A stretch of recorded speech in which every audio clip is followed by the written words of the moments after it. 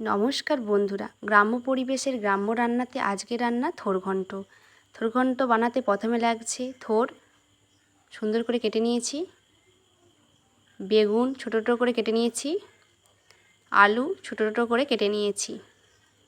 এবার লাগছে সাদা তেল, চিনি, হলুদের গুঁড়ো, লবণ, পাঁচফোড়ন, ধনে গুঁড়ো, কাঁচা লঙ্কা বাটা, আদা বাটা, জিরে বাটা, তেজপাতা,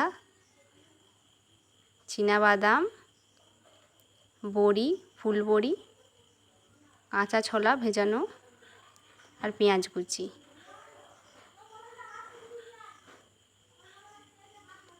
প্রথমে একটা পাত্রের মধ্যে থোরগুলো দিয়ে দেব। এবার এর মধ্যে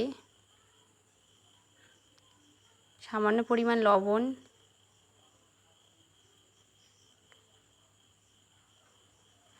সামান্য পরিমাণ হলুদের গুঁড়ো দিয়ে ভালো করে মাখিয়ে নেব।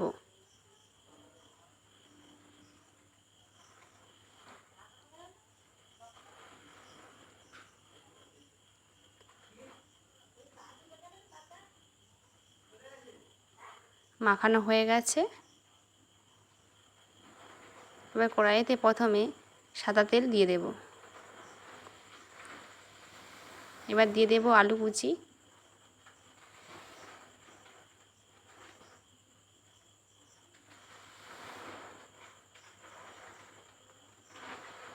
এবার এর মধ্যে দিয়ে দেব লবণ, হলুদের গুঁড়ো দিয়ে ভালো করে আলুটাকে ভেজে নেব। এবার এর মধ্যেই দিয়ে দেব বেগুন কুচি, দিয়ে ভালো করে ভেজে নেব।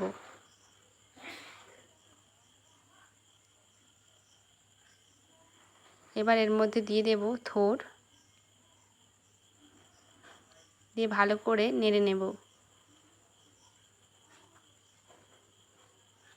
এবার এর মধ্যে দিয়ে দেব ছোলা, দিয়ে ভালো করে নেড়ে একটু ভেজে নেব।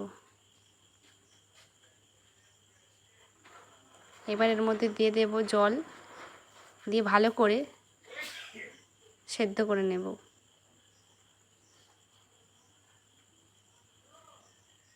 সেদ্ধ হয়ে গেছে, এবার তুলে নেব।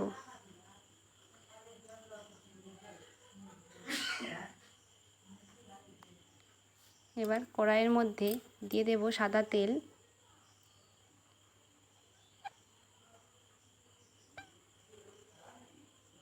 এবার এর মধ্যে বড়িগুলোকে ভেজে নেব।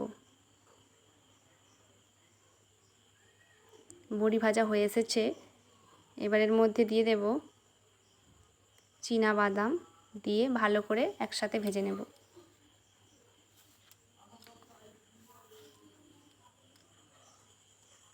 ভাজা হয়ে গেছে, এবার বড়ি আর বাদামগুলোকে নামিয়ে নেব। এবার ওই তেলের মধ্যে দিয়ে দেব তেজপাতা, পাঁচফোড়ন, পেঁয়াজ কুচি দিয়ে ভালো করে ভেজে নেব। এবার এর মধ্যে দিয়ে দেব আদা বাটা, কাঁচা লঙ্কা বাটা, হলুদের গুঁড়ো, লবণ দিয়ে ভালো করে ভেজে নেব।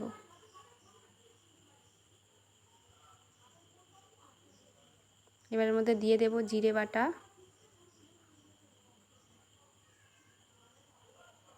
এবার এর মধ্যে দিয়ে দেব সামান্য পরিমাণ জল,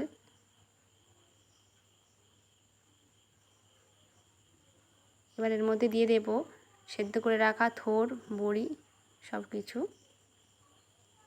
দিয়ে এর মধ্যে দিয়ে দেব চিনি,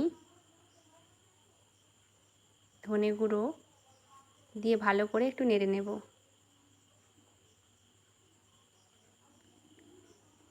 থোর ঘন্ট তৈরি হয়ে এসেছে। এবার থোর ঘন্ট নামিয়ে নেব।